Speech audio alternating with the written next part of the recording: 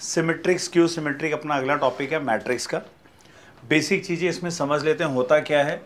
जैसे कि हम लोग जानते हैं कि अगर एक मैट्रिक्स दे रखी है जिसके अंदर दो रो हैं, लाइक इफ आई से 5 6 1 1 2 3, तो हमें सबसे पहली चीज़ इसमें समझनी होगी ट्रांसपोज क्या होता है। अब अगर हम लोग बात करते हैं ट्रांसपोज, तो ट्रांसपोज ऑफ मैट्रिक्स ए अगर ऐसे लिखा जाए तो उसको हम लोग डिनोट करते हैं, ऊपर एक प्राइम या ऐसे टी लगा देते हैं। ए की पावर में टी लिखने का मतलब भी ट्रांसपोज होता है, ऐसे डैश लगाओ तो उसको भी कहते हैं। ट्रांसपोज का मतलब होता है जो भी रो दे रखी हैं उनको कॉलम बना दो। तो कॉलम का मतलब है, अब मैं इसको लिख दूंगा ट्रांसपोज, यानी ये बन जाएगा हमारे पास 5 6 1 और 1 2 3। इस ऑपरेशन को ट्रांसपोज कहते हैं, क्योंकि अगर ट्रांसपोज क्लियर हो गया तो सिमेट्रिक समझ में आ जाएगी। अब ऐसे में अगर ट्रांसपोज कर दिया जाए तो पहले ट्रांसपोज की कुछ प्रॉपर्टीज समझ लेते हैं। ट्रांसपोज की सबसे पहली प्रॉपर्टी ये आती है कि अगर किसी मैट्रिक्स में हमने कोई कांस्टेंट मल्टीप्लाई कराया है और उसका ट्रांसपोज लिया जाए तो कांस्टेंट पे फर्क नहीं पड़ता, मैट्रिक्स का ट्रांसपोज होता है। एग्जाम्पल के लिए ये जो मैट्रिक्स दे रखी थी मैंने चेक किया, व्हाट इज 5a। 5a का मतलब है 5 को मल्टीप्लाई करना है 5 6 1 1 2 3 मैट्रिक्स से। तो पहले मैं इसको मल्टीप्लाई कर लेता हूं, मेरे पास आ गया 5 5 25, ये हो गया 30, ये हो गया 5, फिर से 5 और ये 10 और ये 15। तो इसे स्केलर मल्टीप्लिकेशन कहते हैं हम लोग। स्केलर मल्टीप्लिकेशन करने के बाद मेरे को इसका ट्रांसपोज लेना है। तो अगर मैं इस 5a मैट्रिक्स का ट्रांसपोज कर दूं तो ये मैट्रिक्स है हमारे पास, इसका ट्रांसपोज क्या हो जाएगा, ये हो जाएगा 25 30 और 5, यहाँ आ जाएगा 5 10 और 15। तो इस तरीके से होता है। वहीं अगर मैं ये जानता हूं कि मैं ट्रांसपोज तो पहले ही निकाल चुका हूं और अगर मैं इस ट्रांसपोज की मैट्रिक्स को 5 से मल्टीप्लाई कर दूं तो क्या होगा, आप इसको भी 5 से मल्टीप्लाई करके देखोगे, ये हो जाएगा 5 5 25, 5 6 30 एंड 5 एंड 5 एंड 10 एंड 15, दोनों रिजल्ट सेम आ रहे हैं। तो हमारी पहली प्रॉपर्टी बिल्कुल वैलिड है। ठीक है, दूसरी बात, हमें जो सेकंड प्रॉपर्टी याद करनी है ट्रांसपोज की, वो होती है अगर दो मैट्रिसेस ऐड हो जा रही हैं और उसका ट्रांसपोज लेते हो तो आप उनके इंडिविजुअल ट्रांसपोज का एडिशन भी कर सकते हो। ठीक है, ये सेकंड प्रॉपर्टी हो गई। थर्ड, माइनस के साथ भी चलती है ये, तो प्लस भी हो माइनस भी हो तो एडिशन सब्ट्रैक्शन अगर है ट्रांसपोज लेने से दोनों के इंडिविजुअल ट्रांसपोज का मल्टीप्लिकेशन कर सकते हो। तीसरी इंपॉर्टेंट प्रॉपर्टी होती है, वो कहते हैं अगर ए मैट्रिक्स बी से मल्टीप्लाई करती है और उसका ट्रांसपोज ले रहे हो तो रिवर्स लॉ, यानी पहले बी का ट्रांसपोज होगा फिर ए का ट्रांसपोज होगा। तो ये तीन इंपॉर्टेंट प्रॉपर्टी हैं ट्रांसपोज की। अगर ये हमारे दिमाग में क्लियर हैं तो हम लोग इजीली सिमेट्रिक और स्क्यू सिमेट्रिक पढ़ सकते हैं। तो आई थिंक ये क्लियर है। एक बार हम लोग चेक कर लेते हैं कि ये वैलिड है कि नहीं तीसरा वाला। तो उसके लिए मैं एक क्वेश्चन लेता हूँ, बड़ा सिंपल सा क्वेश्चन, ज़्यादा हाईफाई क्वेश्चन पे नहीं जाएंगे हम लोग, क्योंकि ऐसे क्वेश्चन आ सकते हैं एग्जाम में। जैसे एक मैट्रिक्स है, अपने पास दे रखा है 1 5 1 3, एक मैट्रिक्स ले ली मैंने एक बी मैट्रिक्स ली जहाँ पे मैं इसके मल्टीप्लिकेशन को ले लेता हूँ। फॉर एग्जाम्पल अब हमें यहाँ पे दे रखा है, लेट मी टेक, मैं कुछ नंबर यहाँ और बढ़ा रहा हूँ, 5 3 और यहाँ पे 0 1। तो ये जो हमने पहली मैट्रिक्स ए ली है इसमें 3 रो हैं और 2 कॉलम हैं। ठीक है, और मैं दूसरी मैट्रिक्स जो ले रहा हूं उसका नाम मैंने लिख दिया बी। अब मान लीजिए इसके पास हैं 2 5 1 3। ठीक है, सिर्फ इतना सा मैंने लिया। अब हम लोग जब यहां पे, ये मैं ऑलरेडी कर चुका हूं, मैट्रिक्स का मल्टीप्लिकेशन पॉसिबल है क्या, ए बी से मल्टीप्लाई कर सकता है? कैसे चेक करेंगे? ए के पास हैं कितने कॉलम, 2 कॉलम हैं। तो हम जानते हैं जो आगे लिखी हुई मैट्रिक्स उसके कॉलम इसके आगे लिखी जाने वाली जो मैट्रिक्स बी है उसकी रोज के साथ मैच करनी चाहिए। इसके पास 2 रो हैं, ये 2 × 2 की मैट्रिक्स है। एक बारी चेक करते हैं क्या हमारा ये लास्ट वाला एप्लीकेबल है। तो आप लोग क्या करोगे, पहले ए मैट्रिक्स को बी से मल्टीप्लाई कराओ। तो ये हो जाएगा 1 1 5 3 0 1, क्योंकि जैसे मैंने आपको बताया हम लोग एक रिवीजन कर रहे हैं। तो क्या हो जाएगा इसके अंदर, बी मैट्रिक्स जो कि 2 1 5 3 है, मल्टीप्लाई करके देखें तो ये पूरी रो जो है वो कॉलम से मल्टीप्लाई करेगी, रिजल्ट आएगा 2 + 5, फिर सेकंड 1 + 3, सेकंड रो, अब सेकंड रो को पिक किया हमने, ये हो जाएगा 10 + 15, ये हो गया 5 + 9, क्लियर। देन थर्डली ये हो जाएगा 0 + 5 और 0 + 3। जैसे मैंने तुम लोग को बताया इतने इजी क्वेश्चन आते हैं बोर्ड में, ठीक है। आप लोग को ये चीज़ बेसिक चीज़ें समझ में आनी चाहिए। यानी ये हमारे पास रिजल्ट क्या हो गया, ये हमारे पास रिजल्ट आ गया 7 4, ये हो गया 25, यहाँ पे हो गया 14, ये आ गया 5 और ये आ गया 3। अब हमें यहाँ पे ए बी मैट्रिक्स मिल चुकी है, ए बी मैट्रिक्स का ट्रांसपोज करना है। तो ट्रांसपोज कैसे करेंगे, मैं अगले स्टेप में ट्रांसपोज कर देता हूँ। ये हो जाएगा ए बी का ट्रांसपोज, तो ये पहली रो कॉलम हो जाएगी, यानी कि 7 4 25 14 5 and 3। Clear. This is just a simple question जहाँ पे हमें चेक करना है, ये क्वेश्चन आते हैं ऐसे। तो अब हम लोग को क्या करना है, B transpose into A transpose, यानी मेरे पास बी दे रखा है तो मैं बी का ट्रांसपोज क्या लिखूंगा, बी का ट्रांसपोज हो जाएगा 2 1 5 और 3। वहीं ए का ट्रांसपोज क्या हो जाएगा, वो हो जाएगा 1 1 5 3 0 1। जैसे पहले डाउट हो रहा था मल्टीप्लाई करेंगे नहीं करेंगे, आप देखो रिवर्सल ही लॉ एप्लीकेबल होगा। पहले लिखना है बी ट्रांसपोज, और हमारी बी ट्रांसपोज मैट्रिक्स है 2 5 1 3, ये रही बी ट्रांसपोज। मैंने बी ट्रांसपोज वहाँ से कॉपी कर लिए।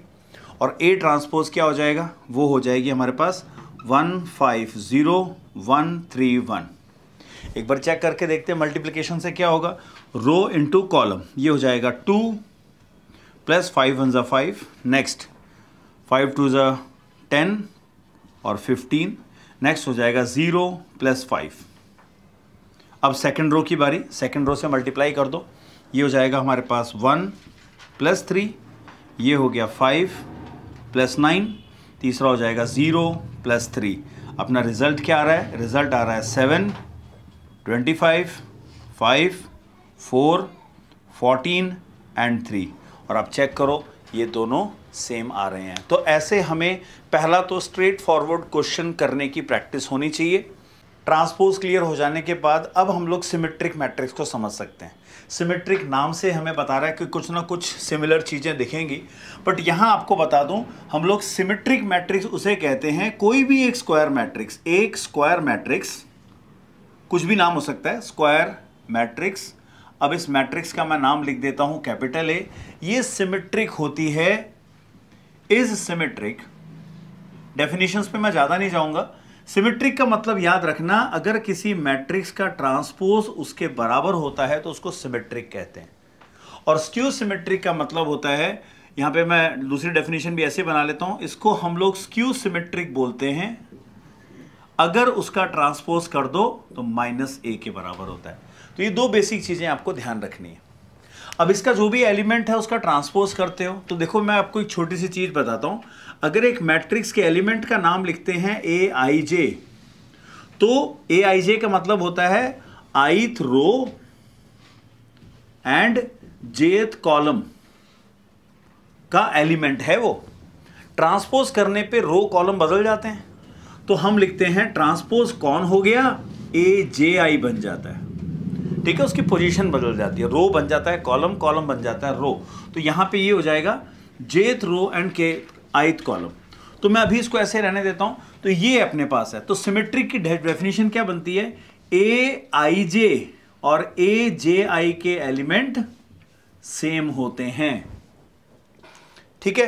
तो हम लोग इस चीज को ध्यान में रखते हैं कि ये aij और AJI का मतलब क्या है। अगर मेरे पास एक मैट्रिक्स है, स्क्वायर मैट्रिक्स, यहां मैं लिख रहा हूं 5 7 2 8, क्या ये सिमेट्रिक है? अभी डाउट है, सिमेट्रिक नहीं है, क्योंकि यहां पे देखो बेटा, ये पोजीशन है फर्स्ट रो सेकंड, इसको 1 2 पोजीशन कहते हैं। तो देखो 2 1 पे सेम एलिमेंट है क्या? नहीं। तो हम लोग अगर यहां पे इसको 7 बना दें तो ये मैट्रिक्स कहलाएगी सिमेट्रिक मैट्रिक्स। तो सिमेट्रिक मैट्रिक्स में डायगोनल की कोई दिक्कत नहीं है, क्योंकि जब यहां पोजीशन दे रखी है 1 1 तो इसका रिवर्स पोजीशन ये खुद ही है। यहां पे पोजीशन है 2 2 तो ये खुद ही है। तो ऐसे में एक सिमेट्रिक मैट्रिक्स का एग्जाम्पल ऐसे बनता है। वहीं अगर मैं स्क्यू सिमेट्रिक कहता हूं तो ये कहता है ए जे आई का एलिमेंट माइनस टाइम्स ए आई जे का एलिमेंट होता है। तो इसके ऊपर एक आपका कीवर्ड बता दूं, अगर मैंने अब एक मैट्रिक्स ले ली, मैं कहता हूं यहां पे है 5, 7, 2 एंड 8, क्या ये स्क्यू सिमेट्रिक है? तो मैं चेक करूंगा हमारी पोजीशन यहां क्या थी, 1, 2 पे जो एलिमेंट है 2, 1 पे वो सेम होना चाहिए पर माइनस का फर्क होना चाहिए। तो मैं लिख देता हूं -7। क्या अब सही है बात? तो यहां पे ये भी गलत, अभी मैं सही कह सकता हूं, कुछ कुछ हद तक सही आया, बट इसमें डायगोनल के बारे में ध्यान रखना है। तो मैं डायगोनल के लिए आपको बता दूं, फॉर डायगोनल, अब हम लोग जब डायगोनल एलिमेंट की बात करते हैं तो डायगोनल एलिमेंट के मतलब होता है ये वाले डायगोनल एलिमेंट्स कहलाते हैं। तो डायगोनल एलिमेंट्स की खासियत 1, 1, 2, 2 आई जे के बराबर होता है।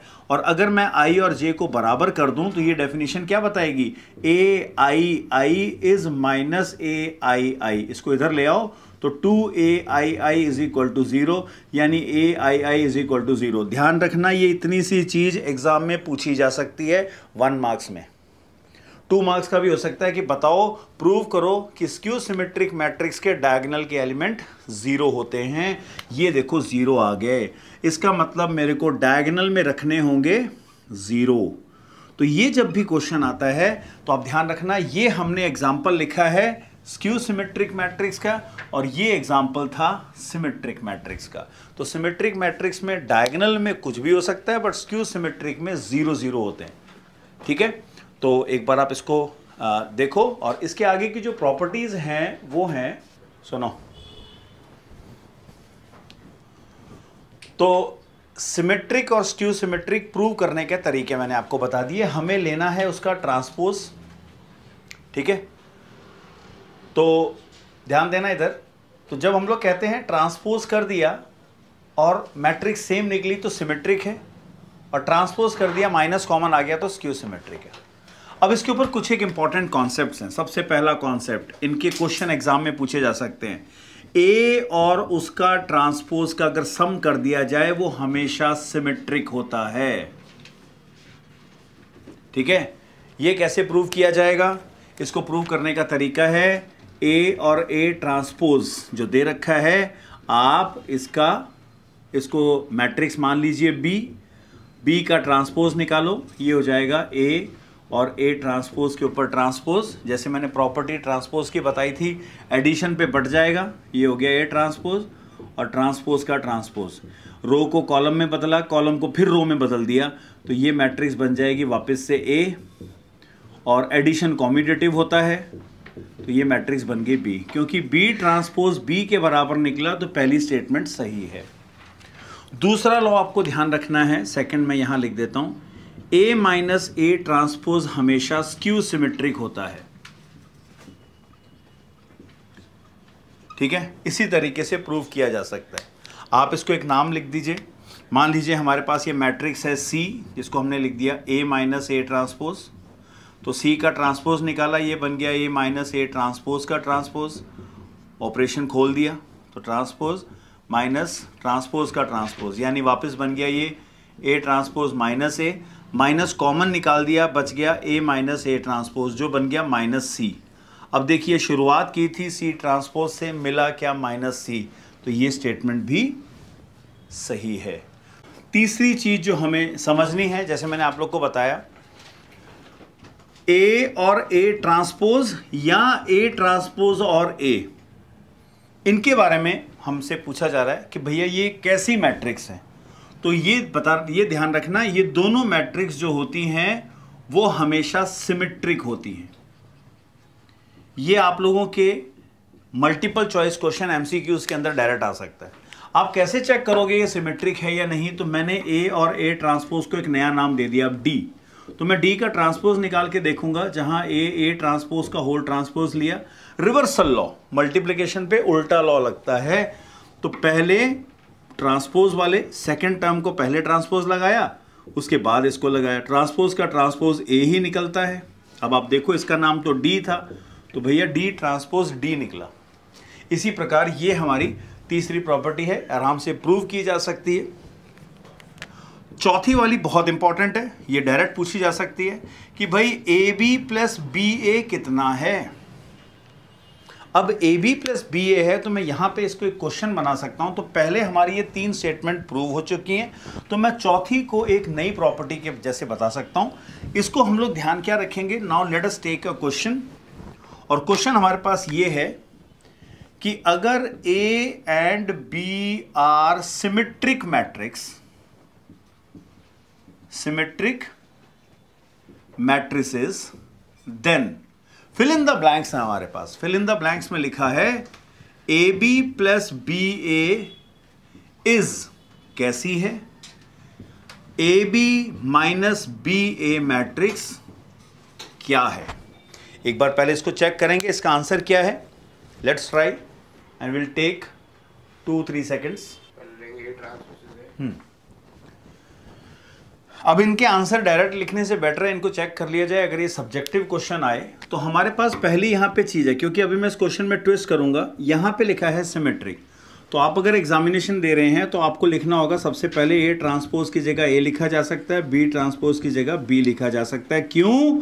क्योंकि ये दोनों की दोनों सिमेट्रिक हैं।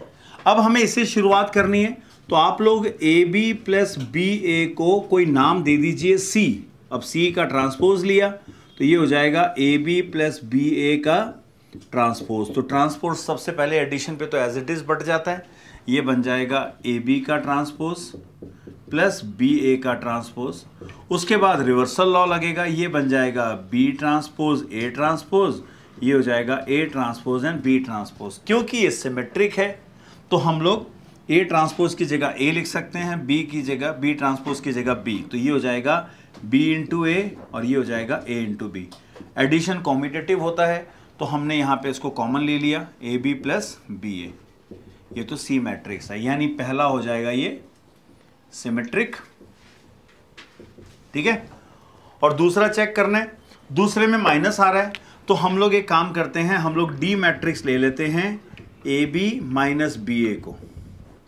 अब इसका ट्रांसपोज लेते हैं डी ट्रांसपोज, ये क्या बन गया ए बी माइनस बी ए का होल ट्रांसपोज, बांट दिया, ये हो जाएगा ए बी का ट्रांसपोज और बी ए का ट्रांसपोज।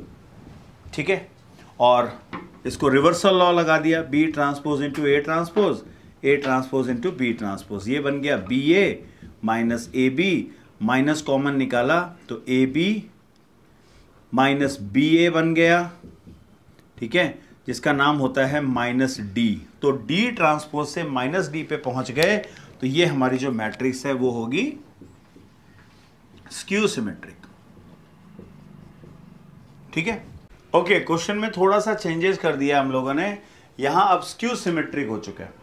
तो एक बारी चेक कीजिए and you will be writing in the comment box कि इसका आंसर क्या आएगा। ठीक है, ये एक और टाइप का क्वेश्चन है जहाँ पे अगर ये सिमेट्रिक या स्क्यू सिमेट्रिक आता है तो आंसर में थोड़ा बहुत वेरिएशन आ सकता है, बट तरीका एक ही रहेगा।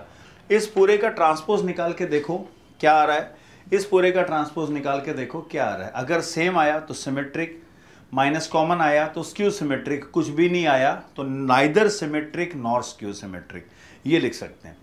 तो एक छोटा सा क्वेश्चन और लेते हैं। लास्ट क्वेश्चन आता है, लास्ट थ्योरम कह लो, इसके ऊपर क्वेश्चन बनता है। उस थ्योरम में क्या है, किसी भी मैट्रिक्स को हम लिख सकते हैं ए प्लस ए ट्रांसपोज का half times and half times A minus A transpose. जैसे मैंने स्टार्टिंग में बताया था, एडिशन हमेशा सिमेट्रिक होता है, सब्ट्रैक्शन हमेशा स्क्यू सिमेट्रिक होता है। तो ये एक मैट्रिक्स बनेगी जिसका नाम आप लिख देना मैट्रिक्स बी, ये एक मैट्रिक्स बनेगी जिसका नाम लिख देना सी। तो आपके पास एक थ्योरम आती है, थ्योरम ये है, express a as sum of symmetric and skew symmetric matrix. तो ये क्वेश्चन कंफर्म है, आता ही आता है। आपको एक मैट्रिक्स को ऐसे लिख के बताना है। अब उसके लिए इस कॉन्सेप्ट को तो मैं बता चुका हूं।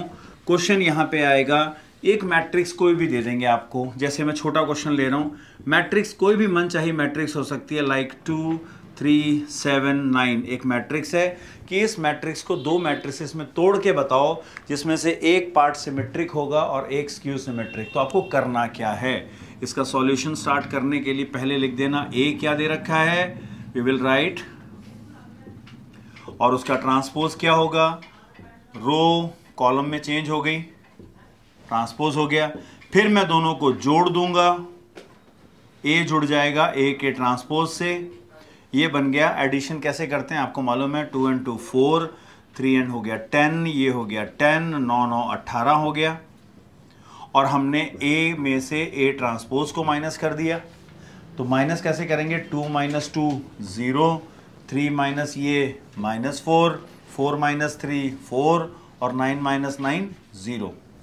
अब आपको इस थ्योरम को याद में रखते हुए आपको लिखना है नाउ मैट्रिक्स क्या है, 2 3 7 9 को कैसे लिखना है, हाफ से मल्टीप्लाई करना है ए प्लस ए ट्रांसपोज को।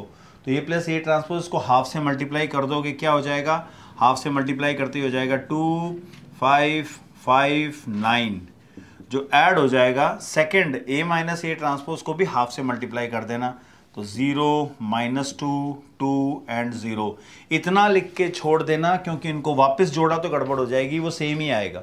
तो हमने एक मैट्रिक्स को दो मैट्रिसेस के सम के जैसे लिख दिया, जिसमें पहला पार्ट सिमेट्रिक कहलाता है और दूसरा पार्ट स्क्यू सिमेट्रिक कहलाता है। इस तरीके से आपको एक क्वेश्चन 100% मिलेगा सिमेट्रिक और स्क्यू सिमेट्रिक के लिए। तो ये था हमारा सिमेट्रिक एंड स्क्यू सिमेट्रिक का टॉपिक। नेक्स्ट क्लास में हम लोग इसके अगले पार्ट को लेंगे, जहां डिटर्मिनेंट की भी शुरुआत करेंगे। Till then bye everybody.